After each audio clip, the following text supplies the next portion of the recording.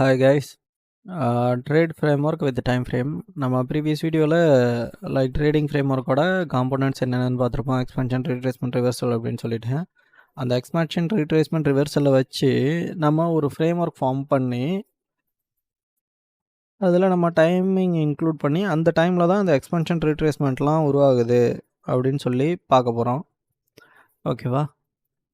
இதில் நம்ம ஃபாலோ பண்ணுறது பார்த்திங்க அப்படின்னா UTC -4, UTC -5. நீங்கள் ட்ரேடிங் வியூ ஓப்பன் பண்ணி அதோட பாட்டமில் போய் பார்த்தீங்க அப்படின்னா ரைட் சைட் பாட்டமில் இருக்கும் டைமிங்கு. அதில் நீங்கள் UTC -4, UTC -5 சேஞ்ச் பண்ணிக்கலாம். நான் வந்து ரியல் டைம் சார்ட் ஓப்பன் பண்ணி சொல்லும்போது நான் உங்களுக்கு தெளிவாக எக்ஸ்பிளைன் பண்ணுறேன். இதில் பார்த்தீங்கன்னா ஆக்சுவல் ட்ரேடிங் செஷன் மொத்தம் 3 இருக்குது. ஒன்று டோக்கியோ, சிட்னி, அதுக்கப்புறம் லண்டன், அதுக்கப்புறம் நியூயார்க். இதில் ஏஷியன் செஷன் இருக்குல்ல, ஏஷியன், யூரோப்பியன், நார்த் அமெரிக்கன், இதெல்லாம் காண்டினென்டல், இதெல்லாம் கண்ட்ரிஸ். ஓகேவா? இப்போது இந்த டோக்கியோ, சிட்னி இருக்குல்ல, இதில் வந்து ஜாப்பனீஸ், இந்த டோக்கியோவில் New Zealand, Australia like this countries இருக்கும். இந்த சிட்னியில் பார்த்தீங்க அப்படின்னா JPY பேர்ஸ் வந்து ஆக்டிவாக இருக்கும். இந்த டோக்கியோவில் பார்த்தீங்கன்னா ஆட் NSD பேர்ஸ் ஆக்டிவாக இருக்கும்னு நினைக்கிறேன். ஓகேவா? இந்த 16 to 3 வந்து பார்த்தீங்கன்னா இது ஒரு 9 ஹவர்ஸ், இது ஒரு 9 ஹவர்ஸ், இது ஒரு 9 ஹவர்ஸ், ரைட்டா? ஓகே, 9 ஹவர்ஸ் மார்க்கெட் ஓப்பன் இருக்கு. இந்த 9 ஹவர்ஸ் வந்து அவங்களோட வேக்கப் டைம். அவங்க மார்னிங் எழுந்து அதுக்கப்புறம் ட்ரேடிங் பண்ணுறதுலேருந்து ஈவினிங் வரையும் அந்த 9 ஹவர்ஸ் இருக்குல்ல, அந்த வேக்கப் டைமை தான் வந்து அவங்க ட்ரேடிங் ஆக்டிவ் டைம்ஸ்னு வச்சுருக்கோம். ஏன்னா இந்த 9 ஹவர்ஸ் ஃபுல்லாகவே அவங்களால ட்ரேட் பண்ண முடியாதுல்ல. அதில் பர்ஃபெக்டாக ட்ரேட் பண்ணுற ஒரு சில டைமிங் இருக்குது. மோர் ஆக்டிவ் ட்ரேடர்ஸ், ஆக்டிவ் டைமிங் அப்படின்னு சொல்லிட்டு அதை தான் நம்ம இதில் குறிச்சிருக்கோம். இப்போ வந்து ஏஷியன் டைமில் வந்து 16 to 3 இருக்குது அப்படின்னா இந்த 20 to 24 மட்டும்தான் அவங்க ட்ரேட் பண்ணுறாங்க. அதாவது 16 to 3னா இதில் 20 to 24னா லைக் 4 ஹவர்ஸ் வருதா? இந்த 4 ஹவர்ஸ் வந்து மார்க்கெட் கொஞ்சம் ஆக்டிவாக இருக்கும் அப்படின்னு சொல்ல வராங்க. அதுக்கப்புறம் பார்த்திங்க அப்படின்னா இந்த லண்டன் செஷனில் 3 to 12 இருக்கா. ஆனால் இவங்க என்ன பண்ணுறாங்க, மார்க்கெட் வந்து லைக் எப்போனா அந்த 3க்கு முன்னாடி ப்ரீவியஸாக 1 ஹவர், இந்த மார்க்கெட் க்ளோஸ் ஆகிறதுக்கு முன்னாடி, இந்த மார்க்கெட் க்ளோஸ் ஆகிறதுக்கு முன்னாடி இதுலேருந்து ஒரு 1 ஹவரும், இந்த மார்க்கெட் ஓப்பன் ஆகிறதுக்கு முன்னாடி இதுலேருந்து ஒரு 1 ஹவரும் எடுத்துக்குதுங்க. 2 to 5. ஓகேவா? 2 to 5 எடுத்துக்கும். அதுக்கப்புறம் இந்த 12, இந்த 8 இருக்கா, இதில் என்ன பண்ணுறாங்க அப்படின்னா இந்த 8 இருக்குல்ல, இந்த மார்க்கெட் ஓப்பன் ஆகிறதுக்கு முன்னாடி இதில் 1 ஹவரும், நியூயார்க் செஷன் 1 ஹவரும், அதுக்கப்புறம் இந்த மார்க்கெட் க்ளோஸ் ஆகிறதுக்கு முன்னாடி 10 வரையும் என்ன பண்ணும் அப்படின்னா ஆக்டிவாக இருக்கும் அப்படின்னு சொல்ல வராங்க மார்க்கெட். நீங்கள் இதை கம்பைன் பண்ணி பார்த்தாலே தெரியும் உங்களுக்கு. ஒரு மார்க்கெட் க்ளோஸ் ஆகும், ஒரு மார்க்கெட் ஓப்பன் ஆகும். அதுக்கு முன்னாடி ப்ரீவியஸ் டைமும், அதுக்கு முன்னாடி ப்ரீவியஸ் டைம் எடுத்திருப்பாங்க. அதனால் இந்த ஹவர்ஸை வந்து ஆக்டிவாக இருக்கிற ஹவர்ஸ் அப்படின்னு சொல்லியிருக்காங்க. ஏன்னா 2 செஷன் சேர்ந்து ஒரே இதில் டைம் ட்ரேட் பண்ணும்போது அந்த நேரத்தில் என்ன பண்ணுவோம்னா மார்க்கெட் ஆக்டிவாக இருக்கும். அதுக்கப்புறம் பார்த்திங்க அப்படின்னா கடைசியாக இது வந்து லண்டன் க்ளோஸு. இந்த லண்டன் க்ளோஸ் இருக்குல்ல, 3 to 12, அதாவது 10 to 12 லண்டன் க்ளோஸும் மைனர் ரீட்ரேஸ்மெண்ட் கொடுக்கும்.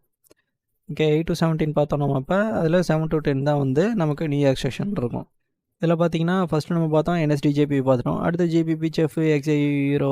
இது பார்த்திங்கன்னா லண்டன் செஷன் ஆக்டிவாக இருக்கும். ஏன்னா யூரோப்பியன் கண்ட்ரீஸில் GBP, CHF, XI, யூரோ இருக்கும்.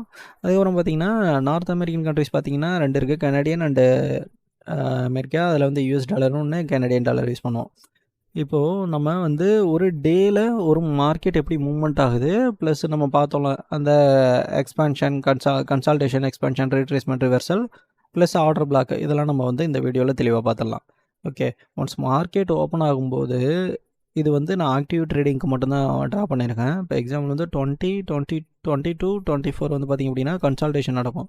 இந்த கன்சால்டேஷன் எப்போதுமே எப்போ நடக்கும்னா எக்ஸாம்பிள் இப்போது சாட்டர்டே, சண்டே மார்க்கெட் வந்து லீவு, ஹாலிடேஸா, தென் இல்லைனா வேறு ஏதாச்சும் ஹாலிடேஸ் இருந்துச்சு வீக்கெண்டில், அதுக்கப்புறம் வேறு ஏதாவது ஹாலிடேஸ் இருந்துச்சு அப்படின்னா நெக்ஸ்ட் மார்க்கெட் ஓப்பன் போது ஒரு கன்சல்டேஷன் கிடைக்கும். கரெக்டாக? அதே போல் தான் ஏஷியன் செஷனில் ட்ரேடர்ஸ் லெவல்ஸ் வந்து எனக்கு தெரிஞ்சிடும்.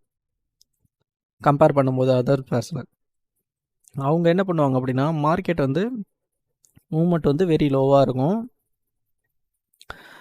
அதனால் இந்த ஏஷியன் செஷனில் மார்க்கெட் வந்து கன்சால்டேட் ஆகும். அதே மாதிரியே சாட்டர்டே டு சண்டே முடிச்சுட்டு மண்டே மார்க்கெட் ஓப்பன் ஆகும்போது மார்க்கெட் வந்து கன்சல்டேஷன் கொடுக்கும். அதாவது மண்டே கன்சல்டேஷன் கொடுக்கும். டியூஸ்டே பார்த்திங்க அப்படின்னா உங்களுக்கு வந்து ஜூடா ஸ்விங் ஃபார்ம் பண்ணோம். வெட்னஸ்டே, தேர்ஸ்டே பார்த்திங்க அப்படின்னா உங்களுக்கு வந்து ஒரு எக்ஸ்பென்ஷன் கிடைக்கும். அதுக்கப்புறம் பார்த்தீங்கன்னா வெட்னஸ்டே தேர்ஸ்டே ஃப்ரைடே பார்த்திங்க அப்படின்னா உங்களுக்கு ஒரு ரீட்ரேஸ்மெண்ட் கிடைக்கும். ஓகேவா? ஒன்ஸ் மார்க்கெட் வந்து கன்சல்டேஷன் கம்ப்ளீட் ஆனதுக்கப்புறம் உங்களுக்கு வந்து ஒரு ஜூடோ ஸ்விங் ஃபார்ம் பண்ணும். அதான் New York mid night open 12 AM.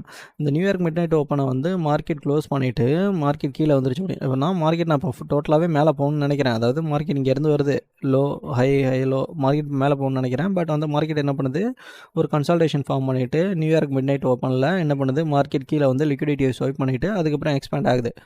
இப்போ அந்த 12 AM மார்க்கெட் கீழே வரும்போது இந்த இடத்துல ஒரு ஜூடோசிங் ஃபார்ம் ஆகுது. இந்த மேலே போகணும்னு நினச்ச மார்க்கெட்டு கீழே வந்துட்டு போகும்போது இதுதான் நம்ம வந்து ஜூடோசிங்னு சொல்கிறோம். இந்த மிட் நைட் ஓப்பனுக்கு மார்க்கெட் கீழே வரும்போது என்ன பண்ணுது அப்படின்னா, நம்ம வந்து இந்த இடத்துல இருக்கிற லிக்விடிட்டி எடுத்துகிட்டு மார்க்கெட் மேலே போக போகுது அப்படின்னு நம்ம நினைக்கிறோம். அப்போ தான் இந்த இடத்துல ஜூடோசிங் ஃபார்ம் பண்ணும். அப்படி லிக்விடிட்டி எடுத்துகிட்டு மேலே போகும்போது இந்த மிட் நைட் ஓப்பனை கிராஸ் பண்ணும்போது நீங்கள் என்ட்ரி எடுக்கலாம். ஓகேவா? இது ஒரு டைப் ஆஃப் என்ட்ரி. அதுக்கப்புறம் என்ன பண்ணுன்னா மார்க்கெட் எக்ஸ்பேன்ஷன் ஆகும். அதுக்கப்புறம் ஸ்மால் ரீட்ரேஸ்மெண்ட்டு. அதாவது 50% ஈக்விலிபிரியமில் ரீட்ரேஸ்மெண்ட் எடுத்துகிட்டு திரும்ப மார்க்கெட் மேலே போகும். மேலே போயிட்டு இந்த 5 to 7 இருக்குல்ல, இந்த 5 to 7 வந்து ரெஸ்ட் டைமு. அதுக்கப்புறம் என்ன பண்ணுன்னா மார்க்கெட் என்ன பண்ணுதுன்னா ஒரு கன்சல்டேஷன் ஃபார்ம் பண்ணுது. இந்த 7 to 10 தான் நமக்கு தெரியும். 7 to 10 தான் என்ன, நமக்கு நியூயார்க் செஷன் அப்படின்னு தெரியும். இதில் இருக்கும் 7 to 10 தான் நமக்கு என்ன நியூயார்க் செஷன் தெரியும். இந்த 2 to 5 லண்டன் செஷன். இந்த லண்டன் செஷனில் தான் நமக்கு எக்ஸ்பென்ஷன் நடக்குது. ஓகேவா? 7 to 10 தான் நியூயார்க் செஷன். இந்த 7 to 10 நியூயார்க் செஷன். அதுக்கப்புறம் திரும்ப என்ன பண்ணும், ஒரு கன்சல்டேஷன் ஸ்மால் கன்சல்டேஷன் கொடுக்கும். அதுக்கப்புறம் 8:30 AM மார்க்கெட் என்ன பண்ணுன்னா மெர்கன்டைல் அவங்க பேங்க் ஓப்பன் ஆகும். அதாவது யூஎஸ் செஷன் ஆக்டிவாக இருக்கும். அந்த ஓப்பன்லேருந்து என்ன பண்ணுன்னா மார்க்கெட் மூவ் அப் ஆகும். மூவ் அப் ஆகிட்டு இந்த 10 to 12 வந்து மார்க்கெட் க்ளோஸ் ஆகிட்டு அப்படியே ரீட்ரேஸ்மெண்ட் எடுத்துகிட்டு அப்படியே மார்க்கெட் டோட்டலாக க்ளோஸ் ஆகிடும்.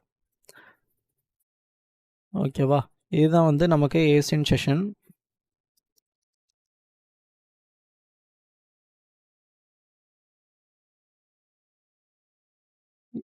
இது வந்து நமக்கு லண்டன் செஷன்.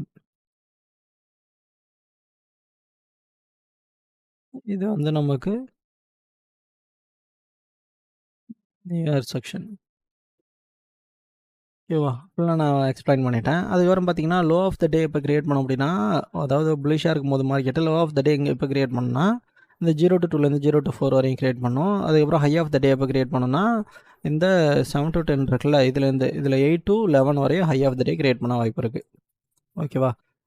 தேங்க்ஸ் ஃபார் வாட்சிங் திஸ் வீடியோ. நெக்ஸ்ட்டு நம்ம மற்ற கோர் கண்டென்ட்ஸ்லாம் பற்றி எலாபரேட்டாக பார்க்கலாம். ஓகே. அப்புறம் மறக்காமல் சப்ஸ்கிரைப் பண்ணிக்கோங்க. தேங்க்யூ.